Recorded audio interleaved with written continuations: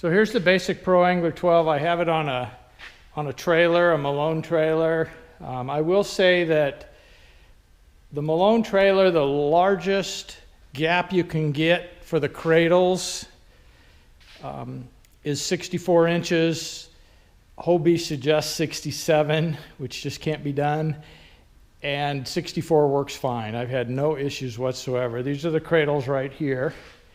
And they're designed, there's a front and back one, and they're molded to the shape of the kayak. But at 64 inches, I've got it pushed back as far as I can in the back and pushed forward as far as I can in the front. And it works, it's wonderful. I have no issues with driving, loading, unloading. Everything works fine. So this is it, the basic Pro Angler 12. As you see my spare tire, the trailer, I added a little front roller. You can find those at any marine shop or on Amazon. Just to take a little bit of the load off and make sure it's nice and secure. It's a big investment. You don't want anything happening while you're on the road. This is the basic kayak stripped down right now. A couple things you'll notice. It's got a large hatch in the front. These tubes you see are for the rods. You can put 2 rods in on each side easily. In fact, if you want, you can actually double up. I typically don't do that, but 4 rods, sometimes I take a 5th. You'll notice I've added the battery bracket, and I'll go into that in a little bit. I have a fish finder, and this is the bracket for it right here. The battery just snaps in there. This is a cable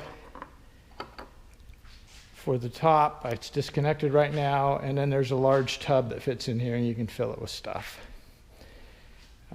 This is the slot for the Mirage drive. I've got the new kind with the reverse, which is wonderful.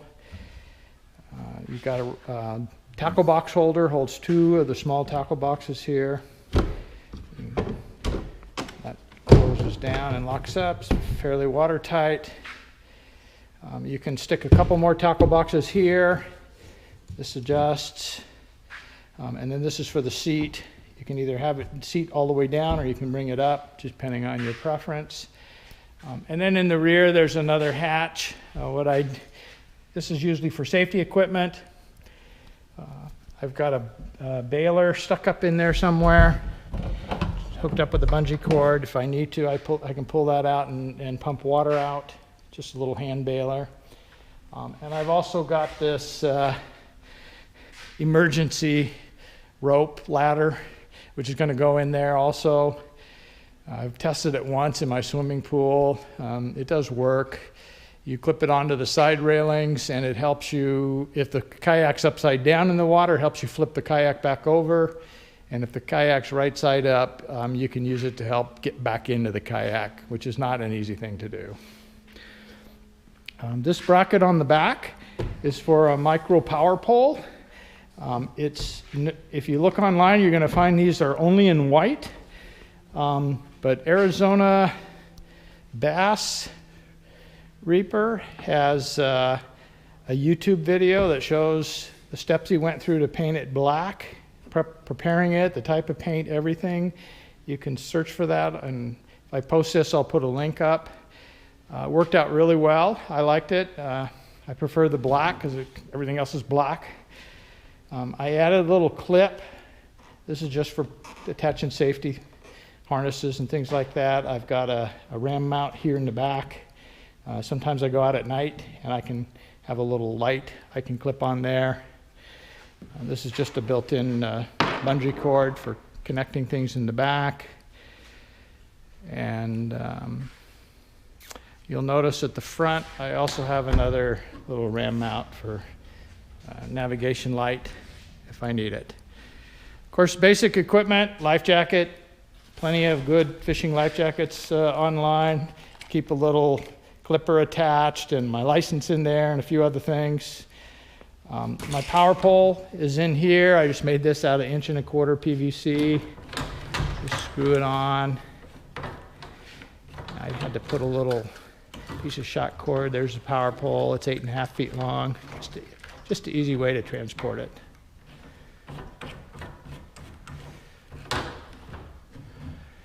And that's it for the basic kayak. Now I'm going to go over a few of the extras that I have, or a few of the things that can be removed and mounted. First off is the chair.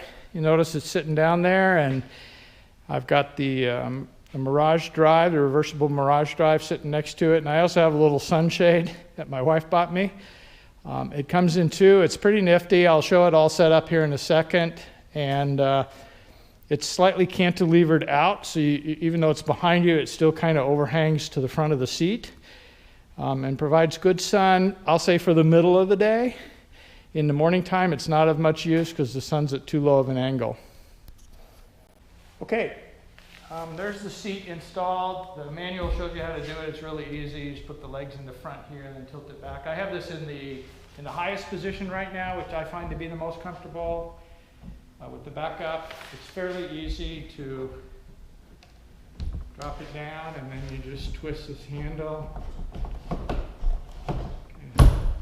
like that. Get it in a lower position, so it adjusts fairly well, and it's got, you can adjust the tension in the back, you can adjust how the back sits, bring it upright a little bit more. Very comfortable seat.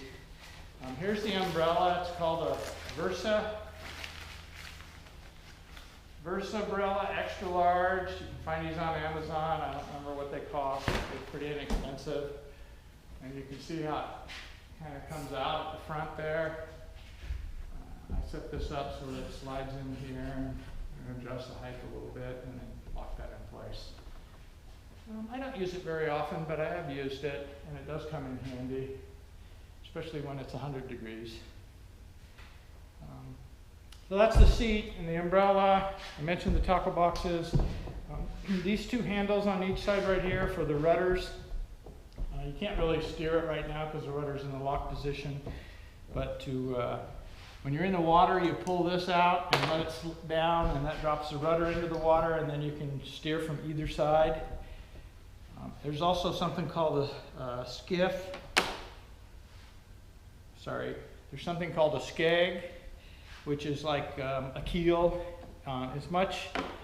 It provides much more stable travel when you're going a longer distance. Otherwise, the kayak tends to wander around a bit, and since you're pedaling it, it's a lot of energy.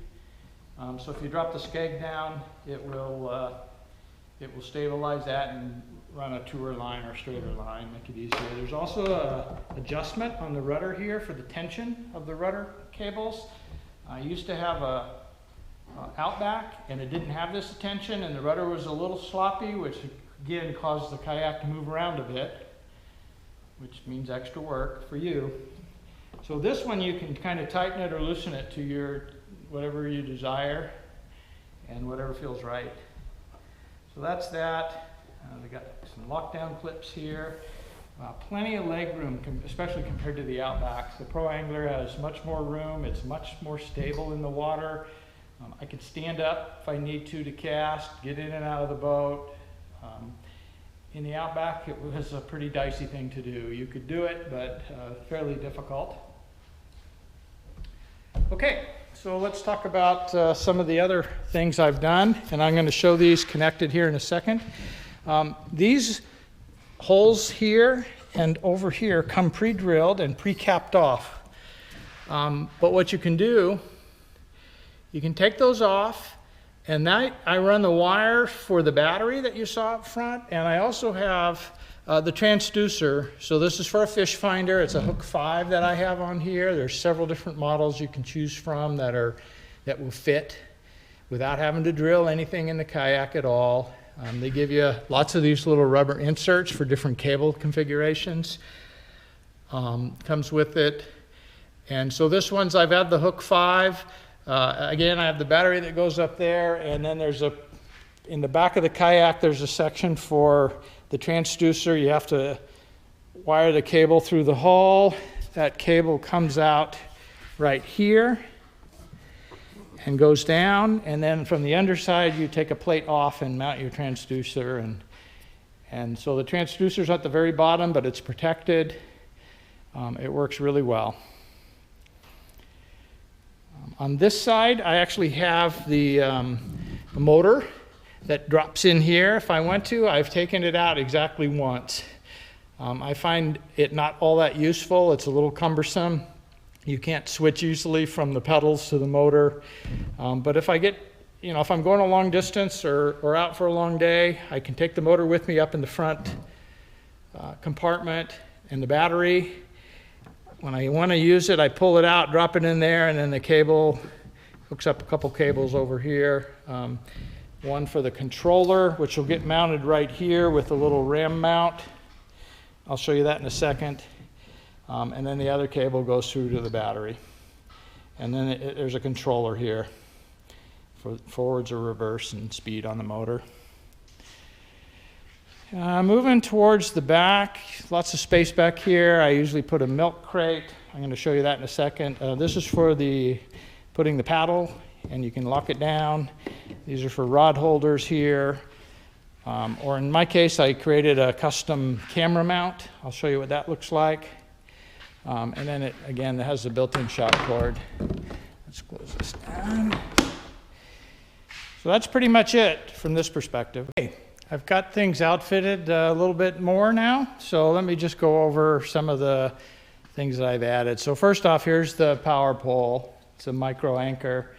Up or down, obviously. Don't want to go too far. It does have a calibration you can do.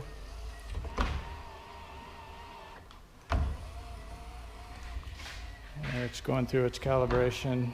Usually just do that every time before I go out, make sure. And then it's all set to go. Once it finishes, you can anchor in, I'll say, up to nearly 8 feet of water. So for the Delta, that usually works out pretty good, especially if it's windy. Get up near the shore and drop the anchor. That way you can fish an area without getting blown around too much, or the current may carry you away in some cases, San Joaquin River. You can see I got the paddle here. It's in the half paddle configuration, which means it has a little T-handle. It's got a little place to lock it in place. Almost never use it. It does have the full paddle. You can take this T-handle off and snap the other half of the paddle in there. But I've never taken that with me, and I've never had a need for it. This is my custom camera mount. A couple of guide wires to stabilize it from shaking too much. And it's got a ram mount at the top. That's where my camera's been the last few times. It seems to work pretty well. I have the extra long life battery as well as the extra large capacity memory chip. And at high resolution, 30 frames per second, I can get about 4 or 5 hours of recording. So I usually just put it on there and record the whole thing. And then when I get home, I edit out any spots where I caught fish. Standard milk crate, a small one. You can buy this online, lots of places. Austin Canoe and Kayak has them for sale. I'm sure you can find them on Amazon. This is about $18, $20. I got these at Home Depot, 2 for $6. And I just use these cords to kind of weave it and hold it in place. That way I can store stuff in there, usually my lunch or some tackle boxes. I did put a couple of rubber feet on the bottom to raise it up, because this does get a little bit wet sometimes. The wheels, this is a plug-in cart, it's called. This comes out and sticks in from the bottom, and you can just pull the kayak along the ground. And then when you're out in the water, you just pull it out and stick it in this way, and it rides just like that. Here's a remote for the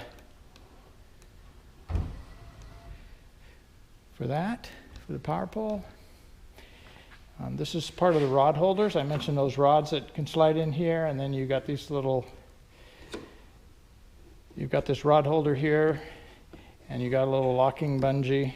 So you just lay the rod in here, put the tip in there, and then once they're in, you pull this up over the reel handles and lock it in place. So I mentioned the motor. In hindsight, I probably wouldn't waste my money. It's kind of a pricey thing, and I've used it once. It's just not all that convenient to use, because the only way to use it on the Pro Angler 12 is to drop it down through here, which means it replaces the pedals. This is the controller. It's got a magnetic key switch. Of course, you clip this to yourself. That way, if you fall out or something, it turns it off. Forward and reverse. It'll go about 5 miles an hour, roughly.